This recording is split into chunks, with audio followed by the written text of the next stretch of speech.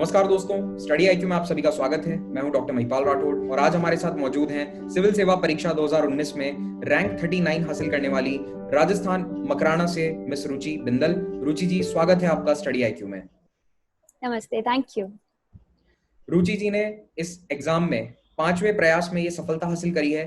तो उन्होंने अलग अलग अटेम्प्ट्स में क्या स्ट्रैटेजी अपनाई, उन्होंने फेलियर देखे, सक्सेस देखा, तो ये पूरी जर्नी किस तरह की रही इसके बारे में इनसे चर्चा करेंगे।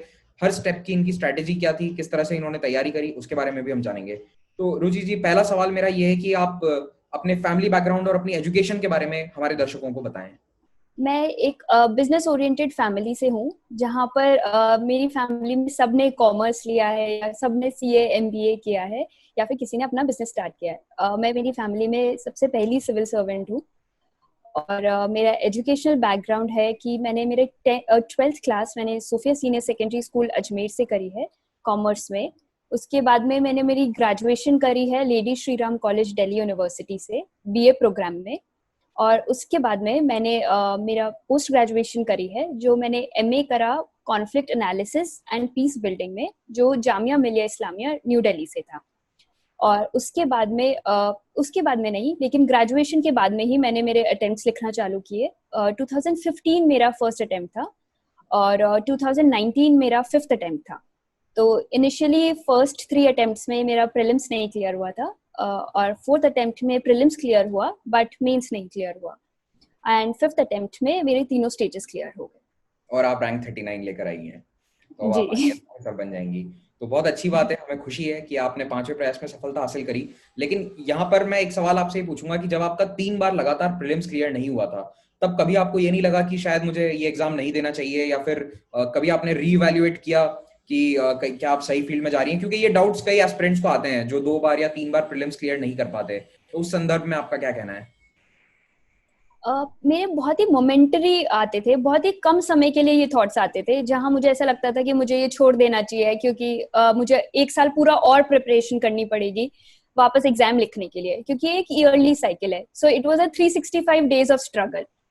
तो मोमेंटरी थॉट्स जरूर आते थे, बट फिर मैंने यही सोचा कि कुछ ना कुछ तो कमी रही है मेरी स्ट्रैटेजी में, इसीलिए नहीं हो पा रहा है। तो मुझे अगर कमी मिलती है तो मैं उस कमी को ठीक करके वापस अटेम्प्ट लिखूंगी, अगर मुझे कमी नहीं मिलती है तो मैं छोड़ दूंगी।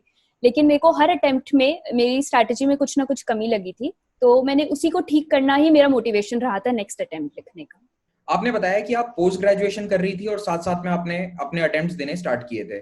तो उस समय कभी आपको ये नहीं लगा कि शायद आप कंप्लीटली फोकस अपना यूपीएससी पे रखती तो वो बेटर होता, या फिर आपने वो शुरुआती अटेम्प्ट्स मैनेज कैसे किए, पोस्ट ग्रेजुएशन प्लस दोनों अटेम्प्ट? क्योंकि ये जानकारी मैं इसलिए चाहूंगा ताकि आप एस्पिरेंट्स, फ्यूचर एस्पिरेंट्स को गाइड कर सकें कि ये कैसे करना है। क्योंकि एक्चुअली में बहुत लोग पोस्ट ग्रेजुएशन करके जॉब करना चाहते हैं और साथ में अटेम्प्ट्स भी देना चाहते हैं। तो उनके लिए कोई सुझाव जो इस तरह से आगे बढ़ रहे हैं? मैं कहना चाहूंगी कि मेरी स्ट्रैटेजी सही नहीं थी। अगर मेरी स्ट्रैटेजी सही होती तो मैं पोस्ट ग्रेजुएशन और यूपीएससी साथ में शायद क्लियर कर सकती थी, क्योंकि काफी लोगों ने क्लियर किया है दोनों को मैनेज करते हुए। लेकिन अगर तो मैं लोगों को यही कहूंगी कि if you have a right strategy, if you have a correct strategy with full fledged plan, तो आप बहुत अच्छे से क्लियर कर सकते हैं, be it if you are working और आप पोस्ट ग्रेजुएशन करें तो भी। बट मेरे एक्सपीरियंस से मैं ये कहना चाहूंगी कि स्ट्रैटेजी होना बहुत जरूरी है। मेरे पास वो नहीं थी, इसीलिए मैं मैनेज नहीं कर पाई दोनों को। ओके। तो आपके पास शुरुआती समय में कोई मेंटोर या कोई टीचर या किसी कोचिंग का गाइडेंस नहीं था?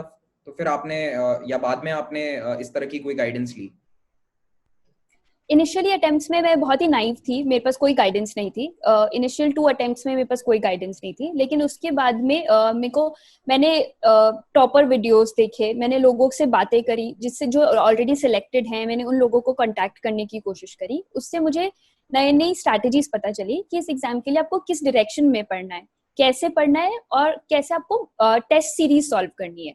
तो तीनों स्टेप्स होना बहुत जरूरी था, वो मेरे को ग्रेजुअली पता चला, जो मेरे को टॉपर टॉक से बहुत हेल्प मिली थी। मैं उम्मीद करता हूं कि आपकी टॉपर टॉक सुनकर आगे कई लोगों को हेल्प मिलेगी। तो आप मुझे मेनली प्रीलिम्स से रिलेटेड आपकी स्ट्रैटेजी थी क्या थी ये बताइए, और उसमें आप ये भी बताइए कि क्या आपने गलत किया पहले और क्या आपने अपने 4th और 5th अटेम्प्ट में सही किया। मैंने गलत ये करा कि मैं बहुत सारे सोर्सेस के पीछे भागती थी। मुझे ऐसा लगता था जो मार्केट में नया सोर्स है मैं उसे उठाकर पढ़ लूं, क्योंकि स्ट्रैटेजी नहीं थी अगेन। और सेकेंडली मैंने ये गलत करा कि मैंने टेस्ट सीरीज बिल्कुल भी नहीं दी। मैंने मॉक्स बिल्कुल नहीं सॉल्व करे थे प्रीलिम्स एग्जाम लिखने से पहले। तो इवेंचुअली मीन प्रीलिम्स एग्जाम के दिन मैं बहुत ही पैनिक हो गई थी कि मेरे को इतने सारे क्वेश्चंस 2 घंटे में कंप्लीट करने हैं। वो ये मैंने गलत करा। इसीलिए मैंने जब मेरा 4th अटेम्प्ट में क्लियर हुआ तो मैंने सोचा था कि मैं I just keep all my sources to the limited extent. सबकी स्टैंडर्ड बुक्स पढ़ूंगी लेकिन उनको मल्टीपल टाइम्स पढ़ूंगी। और उसके साथ में मैंने मल्टीपल टेस्ट्स दिए थे, जो डेली बेसिस पे मैं टेस्ट देती थी। 9 to 11 मैं डेली टेस्ट देती थी, सो दैट मेरा माइंड एकदम ट्रेन हो जाए कि मेरे को 9 to 11 प्रीलिम्स लिखना है और उसमें मेरा माइंड एकदम दौड़ना चाहिए। तो मैंने मेरे माइंड को उस तरीके से ट्रेन किया था। तो प्रीलिम्स के लिए फिर आपने अपने सोर्सेज को लिमिट किया जो आपके सक्सेसफुल अटेम्प्ट्स थे, और उसके कारण आपने सफलता हासिल करी, मॉक्स भी आपने सॉल्व किए। Second stage is mains. अब मेंस के लिए मैं आपसे 2-3 सवाल पूछना चाहता हूँ। पहला ये कि क्या आपने खुद के नोट्स बनाए? दूसरा, आपने राइटिंग प्रैक्टिस किस तरह से करी? और तीसरा ये कि क्या जैसे आपने 9 से 11 प्रीलिम्स की प्रैक्टिस करी वैसे ही आप सुबह अगेन मेंस के लिए भी उसी समय पर टेस्ट सीरीज सॉल्व करती थी? इसका कितना फर्क पड़ा या नहीं? पहले क्वेश्चन का आंसर मैं देना चाहूंगी कि मैंने नोट्स मेरे खुद बनाए थे, क्योंकि मुझे पता था कि मुझे सिलेबस, हर एक छोटा पार्ट जो भी है सिलेबस का, उसके नोट्स मेरे पास होने चाहिए। क्योंकि सिलेबस पे ही मेरा सब कुछ फोकस रहा था मेंस में। तो हर सब टॉपिक का मैंने 1 पेज नोट्स बनाए थे। 1 to 2 पेजेस नोट्स होते थे हर टॉपिक के। मैंने उन्हीं को फॉलो करा। सेकंड, प्रैक्टिस, राइटिंग प्रैक्टिस की आप बात कर रहे थे, तो मैंने बहुत राइटिंग प्रैक्टिस करी थी मेंस में भी, क्योंकि मेरा एक बार मेंस नहीं क्लियर हुआ था। तो उसमें मुझे यही लैक लगा था कि मैंने प्रैक्टिस नहीं करी है। तो मैं डेली प्रैक्टिस करती थी। Daily I used to write 10 questions। However, obviously there are days where I could not practice answer writing, but on and off I ensure that मैं 10 questions डेली लिखूं। लेकिन मैंने टाइम लिमिट जैसे prelims में करी थी वैसे नहीं करी थी। जब मेरे को सूटेबल होता था तब मैं करती थी। लेकिन मेंस एक्चुअल मेंस जाने से पहले मैंने इंश्योर किया था कि मैं एक दिन में 2 टेस्ट लिखने की आदत डालूं, कि सुबह 3 घंटा और शाम को 3 घंटा। तो ये मैंने जरूर प्रैक्टिस किया था। तो मेंस में जो एसे का पेपर है उसके लिए आपकी क्या स्ट्रैटेजी रही? ऐसे पेपर की तैयारी आप कैसे करते थे? ऐसे के लिए मैंने पास्ट ईयर क्वेश्चन पेपर्स को बहुत अच्छे से एनालाइज किया था, और उससे मैंने डिडक्ट किया था कि कौन कौन से टॉपिक्स बहुत प्रोबेबल है जो यूपीएससी पूछता है। तो उसमें जैसे हेल्थ, एजुकेशन, कोई भी एक सोसाइटी पर ऐसे, या फिर विमेन रिलेटेड इश्यूज, और एक कोई फिलोसफिकल ऐसे। सो ये मेजर थीम्स थी जहां पर ऐसे पूछा जाता है। तो मैंने इसके लिए एक फ्रेमवर्क तैयार कर लिया था कि अगर मेरे को एजुकेशन पे ऐसे लिखना होगा तो मैं उसको 3 पार्ट्स में डिवाइड करूंगी, जैसे प्राइमरी सेक्टर, सेकेंडरी सेक्टर और tertiary sector. Similarly for health also. और ऐसे ही मैंने विमेन के लिए अलग फ्रेमवर्क तैयार किया था। तो मैंने हर प्रोबेबल टॉपिक का फ्रेमवर्क स्टार्ट किया, और जो भी मेरे जीएस के नोट्स थे उनको कंपाइल करके ऐसे के नोट्स बनाए। और मैंने एक और फ्रेमवर्क करा कि मेरे को कैसे ऐसे को स्टार्ट करना है और कैसे एंड करना है। तो मेरे पास 2 अलग स्टार्टिंग होती थी और 2 अलग एंडिंग होती थी ऐसे इसके लिए। तो और ऑब्वियसली मैंने ऐसे राइटिंग प्रैक्टिस भी करी थी। जो जीएस में करंट अफेयर्स का पोर्शन है उसके लिए आप क्या सेल्फ नोट्स बनाते थे, या फिर जो प्रिंटेड मटेरियल मार्केट में अवेलेबल होता है, जो मंथली कंपाइलेशन मैगजीन्स आती हैं, उनको आप फॉलो करते थे? मैं मंथली कंपाइलेशन पढ़ती थी, और उसके साथ में मैं न्यूज़पेपर भी पढ़ती थी। मैं इंडियन एक्सप्रेस न्यूज़पेपर पढ़ती थी, तो उसमें से मैं अपने नोट्स बनाती थी। बिकॉज एंड मोमेंट पे आपको कंपाइलेशन पढ़ने में काफी दिक्कत होती है, आप हर चीज नहीं रिवाइज कर सकते। तो उसी कंपाइलेशन से मैंने 5 to 6 पॉइंटर्स में हर टॉपिक के बना लेती थी, और वही मैं एंड मोमेंट पे रिवाइज करती थी। इस तैयारी के दौरान जो आपके नोट्स हैं, क्या आपको लगता है कि जो फर्स्ट रीडिंग जब करते हैं, प्रीलिम्स की तैयारी करते हैं, तो प्रीलिम्स या टॉपिक प्रीलिम्स स्पेसिफिक नोट्स होने चाहिए, या फिर दोनों के लिए कॉमन नोट्स काम कर जाते हैं प्रीलिम्स मेंस? काफी टॉपिक्स ओवरलैपिंग है प्रीलिम्स और मेंस के लिए, तो उन टॉपिक्स में काम कर जाते हैं नोट्स। लेकिन कई टॉपिक्स से जो नए हैं मेंस में, जो प्रीलिम्स में आप नहीं पढ़ते हैं शायद, तो वो आपको स्पेसिफिकली मेंस के हिसाब से बनाना होता है। लेकिन एक और प्रॉब्लम है कि प्रीलिम्स में आपको बहुत ही फैक्चुअल इंफॉर्मेशन की तरफ पढ़ना पड़ता है, लेकिन मेंस में आपको बहुत एनालिटिकल पढ़ना होता है। तो दोनों की नोट मेकिंग थोड़ी डिफरेंट होती है। एकदम कंप्लीटली डिफरेंट नहीं होगी, बट थोड़ा सा डिफरेंस आता है दोनों की नोट मेकिंग में। जीएस 4 पेपर एथिक्स, उसके लिए आपने क्या सोर्सेज फॉलो किए और किस तरह से उसकी प्रैक्टिस करी? GS4 के लिए मैंने हर एक टर्म जो सिलेबस में था, B it every term, impartiality या फिर करप्शन, तो मैंने हर एक टर्म की डेफिनेशन लिख ली थी। एक अच्छी सी डेफिनेशन ढूंढकर इंटरनेट से मैंने वो डेफिनेशन लिखी, और हर एक टर्म का मैंने एक पर्सनल लाइफ एग्जाम्पल सोचकर लिखा। तो उससे मेरे काफी हेल्प मिली मुझे आंसर्स लिखने में, क्योंकि मेरे पास जो भी क्वेश्चन आता था मैं उसका स्टार्टिंग ही डेफिनेशन से करती थी, तो मेरे को एक किक स्टार्ट मिल जाता था आंसर लिखने के लिए। सिमिलरली सेकंड पार्ट जो था केस स्टडी, तो मैंने बहुत सारी केस स्टडीज सॉल्व करी थी। तो केस स्टडीज में भी फिर डिफरेंट फ्रेमवर्क्स बनने लग गए थे अपने अपने आप, कि मेरे को अगर इस तरीके की केस स्टडी आती है तो मुझे ये करना है। बट आप कितनी भी प्रैक्टिस कर लें, एथिक्स इज समथिंग जो आपको वहां पर ही सोचकर लिखना होता है।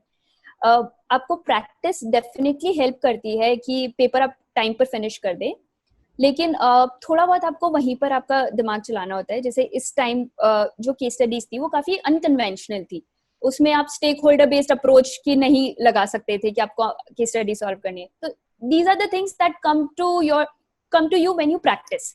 तो प्रैक्टिस से आपको बहुत इनोवेटिव अप्रोचेस मिलने लग जाती है। आपका ऑप्शनल सब्जेक्ट क्या था और उसकी प्रिपरेशन आपने कैसे करी? मेरा ऑप्शनल सोशियोलॉजी था। मैंने 2017 में सोशियोलॉजी की 3 मंथ्स की कोचिंग ली थी, लेकिन उसके बाद में मेरा प्रीलिम्स ही नहीं क्लियर हुआ था, तो जो भी मैंने पढ़ा था सब कुछ क्लियर हो गया था मेरे माइंड से कोचिंग का। तो मैंने सेल्फ स्टडी किया फिर उसके बाद में, जिसमें मैंने बहुत ही लिमिटेड सोर्सेज से पढ़ा। मैंने ऑरेंज जो हैरलम्बोज आती है उसमें से लिमिटेड टॉपिक्स पढ़े, और नितिन सर की एक बुक है उसको मैंने रेफर किया, और फिर मैंने अपने खुद नोट्स बनाए। उनसे मैंने मेरे हर सिलेबस के टॉपिक के नोट्स बनाए, और रिगरस आंसर राइटिंग प्रैक्टिस। मैंने बहुत टेस्ट लिखे थे सोशियोलॉजी के लिए, वो मेरे को लगता है कि मेरे लिए बहुत हेल्पफुल रहे हैं। ऑल्दो मार्क्स आना भी बाकी है तो मुझे इतना आइडिया नहीं है, बट स्टिल मुझे लगता है कि मेरा राइटिंग प्रैक्टिस बहुत हेल्प करी थी मुझे सोशियोलॉजी में। सोशियोलॉजी के लिए आपने कौन सी बुक्स रेफर करी, क्या आप ब्रीफली बता सकती हैं? क्योंकि सोशियोलॉजी एक ऐसा ऑप्शन है जो बहुत स्टूडेंट्स फॉलो करते हैं, तो ब्रीफली आप अगर हमें बता सकें कि कौन कौन सी बुक्स थी apart from the two you mentioned earlier. These are the 2 books that I read, और अगर मेरे को कोई डाउट होता था थिंकर्स के पर्सपेक्टिव से तो मैं इग्नू मटेरियल भी रेफर करती थी, ताकि मुझे क्लैरिटी हो जाए कि थिंकर का आइडिया क्या है। इसके अलावा मैं यूट्यूब वीडियोस भी देखती थी, जिससे मुझे थोड़ी क्लैरिटी मिल जाए कि इस सब्जेक्ट में किस तरीके एग्जाम्पल्स मुझे कोट करने हैं। पेपर 2 में स्पेसिफिकली, कि पेपर 2 में एग्जाम्पल्स बहुत कोट करने होते हैं, तो वो मेरे को अंडरस्टैंडिंग यूट्यूब वीडियोस देखने से आई थी। मैं रैंडमली वीडियोस देखती थी, तो उससे मुझे पता चला। अब आते हैं हम इंटरव्यू पर। तो आपका पहला और सक्सेसफुल इंटरव्यू 5th अटेम्प्ट में था। आपने इंटरव्यू के लिए कोई स्पेसिफिक प्रिपरेशन करी थी, या फिर आप बिना किसी मॉक्स के ही इंटरव्यू के लिए गई थी, या फिर आपने मॉक इंटरव्यूज किए थे? मैंने प्रैक्टिस करी थी, मैंने मॉक्स इंटरव्यूज दिए थे, क्योंकि मुझे लगता है कि आप अपनी पर्सनालिटी के बारे में बहुत बायस्ड होते हैं। आप जनरली आप वो नहीं पता लगा पाते अपनी पर्सनालिटी के बारे में जो शायद थर्ड पर्सन बता सके आपको। तो मॉक वो उसके लिए मेरे लिए बहुत इंपॉर्टेंट रहा था। मेरे को मेरे लूप होल्स पता चलते थे, मेरे को पता चलता था कि मुझे तेज नहीं बोलना है, धीरे ब्रेक्स लेकर बात करनी है। सिमिलरली मैंने अपनी सेल्फ स्टडी भी करी थी। तो मैंने पास्ट ईयर ट्रांसक्रिप्ट्स जो थी इंटरव्यू की, वो मैंने ट्रांसक्रिप्ट्स अच्छे से पढ़ी, जिससे मुझे पता लग सका कि किस तरीके के क्वेश्चंस पूछे जाते हैं। तो मैंने उस हिसाब से मेरा करंट अफेयर्स और मेरा डैफ प्रिपेयर किया था। ओके, तो आपका जो इंटरव्यू था वो किस लाइंस पर था? क्या आपके ऑप्शन से सवाल ज्यादा पूछे गए या फिर आपके ग्रेजुएशन बैकग्राउंड के बारे में पूछा गया? How was the overall interview experience? It was very diverse. Like I was expecting a lot of other questions, but they did not ask any of those questions. तो मेरे questions majorly मेरे masters से थे। मुझे conflict resolution से questions पूछे गए थे, मेरे को society से questions पूछे गए थे, और मुझे majorly economics से बहुत question पूछे गए थे।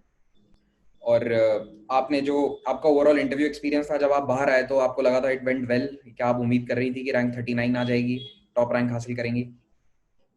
ये तो कभी नहीं पता होता। मतलब आप इंटरव्यू से बाहर निकलते हैं, आपको बस एक ही चीज होती है कि रिलीफ मिलता है आपको एक बहुत बड़ा, कि the process has whatever you could have done, you have done, now everything is on the result. तो मैंने एक्सपेक्ट तो बिल्कुल नहीं किया था, क्योंकि इनिशियली तो बहुत नम होते हैं जब इंटरव्यू देकर आते हैं। तो अनएक्सपेक्टेड तो बिल्कुल था ये। तो अब आप सर्विसेज में जब जा रही हैं तो क्या कोई स्पेसिफिक एरिया है जहां पर आप काम करना चाहेंगी, जिस फील्ड में आप काम करना चाहेंगी? फॉर एग्जांपल आप नागौर से ताल्लुकात रखती हैं राजस्थान में, तो नागौर में भी कई इश्यूज हैं, जैसे मकराना है, माइनिंग के इश्यूज हैं वहाँ पे लेबर के, तो इस तरह के कोई स्पेसिफिक फील्ड में आप काम करना चाहती हैं बीइंग एन आईएएस? मेरा मेरा इंक्लिनेशन तो रहता है एक स्पेसिफिक फील्ड के लिए, लेकिन मैं पहले आपको एक कैवेट दे दूं कि मैं जहाँ पोस्टेड रहूंगी ऑब्वियसली वहाँ की प्रॉब्लम्स डिफरेंट है, तो it depends on the place जहाँ मैं पोस्टेड हूँ, तो उनकी प्रायोरिटी एरियाज डिफरेंट होगी। बट अगर आप मुझसे जनरली पूछें तो मेरा इंक्लिनेशन चाइल्ड वेलफेयर के लिए बहुत रहता है। तो पर्टिकुलरली मैं जैसे राजस्थान से आती हूँ, तो मुझे पता है कि child marriage is something that I want to work against. तो मैं इस एरिया में बहुत काम करना चाहूंगी। तो रुचि जी, आपको बहुत बहुत शुभकामनाएं, आपके उज्जवल भविष्य के लिए हम शुभकामना करते हैं मेरे और पूरी स्टडी IQ टीम की तरफ से। आपको फिर से बधाइयाँ आपकी सफलता के लिए, और हम उम्मीद करते हैं कि आप एक बहुत अच्छी ऑफिसर बनेंगी, बहुत काबिल ऑफिसर बनेंगी। Thank you so much for taking out the time for us. Thank you so much, it was a pleasure, thank you.